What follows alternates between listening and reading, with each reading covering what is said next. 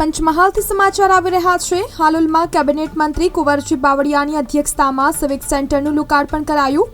કુંવરજી બાવળિયાએ નર્મદા જિલ્લાના અનાજ કૌભાંડ અંગે આપી પ્રતિક્રિયા। અનાજ કૌભાંડમાં સામેલ કોઈપણને છોડવામાં નહીં આવે, કોઈપણ હશે તેની સામે કાયદેસરની કાર્યવાહી થશે। રાજ્ય સરકારે જરૂર જણાય ત્યારે અનાજ માફિયાઓ સામે PBM સહિતની કડક કાર્યવાહી ભૂતકાળમાં કરી છે।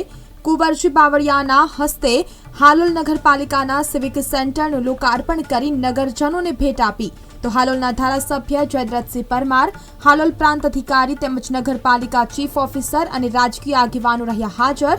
હાલોલ નગરપાલિકા વિસ્તારના જન્મ મરણના દાખલાઓ સહિતની તમામ સુવિધાઓ એક જ સ્થળેથી મળી રહેશે તો હાલોલ નગરપાલિકામાં ભૂગર્ભ ગટર અને તેને લીધે પડેલી મુશ્કેલીઓ અંગે પણ કુંવરજી બાવળિયાએ પ્રતિક્રિયા આપી।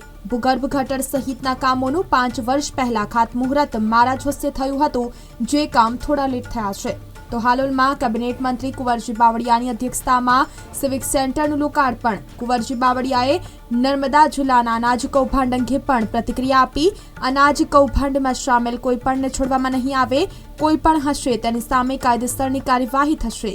રાજ્ય સરકારે જરૂર જણાય ત્યારે અનાજ માફિયાઓ સામે PBM સહિતની કડક કાર્યવાહી ભૂતકાળમાં કરી છે।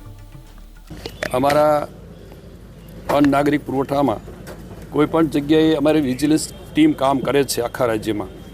સહેજ પણ કોઈપણ જિલ્લાની અંદર અથવા કોઈ તાલુકામાં એ અંગેની સહેજ માહિતી મળે તો અમારી વિજિલન્સની ટીમ બરાબર સતર્કતાથી કામ કરે છે અને જેને જે જગ્યાએ થયું કંઈ નાનું મોટું પકડાય છે અનાજ કે કોઈ પણ વસ્તુ એને અમે સખતમાં સખત સજા કરીએ છીએ અને આ પહેલાં લગભગ જેટલા પકડાના છે એવા લગભગ 17 થી 18 લોકોને જેણે મોટું સ્કેન્ડલમાં ક્યાંક સામેલ છે એવા બધાને અમે PBMના કેસ કરીને એને રસ્તો પર દેખાડ્યો છે। હજુ પણ કોઈ જગ્યાએ આવું અમારા ધ્યાન ઉપર આવશે તો અન્ન નાગરિક પુરવઠા વિભાગ તરફથી કોઈ જગ્યાએ એને કોઈ પણ વ્યક્તિને બચાવવામાં આવશે।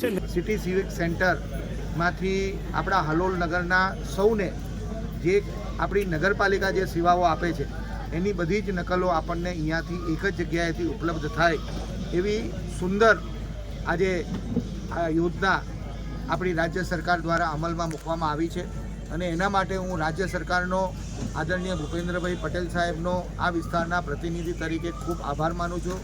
સાથે કુંવરજીભાઈ બાવળિયા સાહેબ પણ જ્યારે અહીંયા પધાર્યા એટલે કુંવરજીભાઈ બાવળિયા સાહેબનો પણ આ વિસ્તારના પ્રતિનિધિ તરીકે હું આભાર માનું છું અને સૌને વિનંતી કરું કે સિટી સિવિક સેન્ટરનો વધારેમાં વધારે લાભ આપણે હાલોલ નગરમાંથી સૌ લઈએ।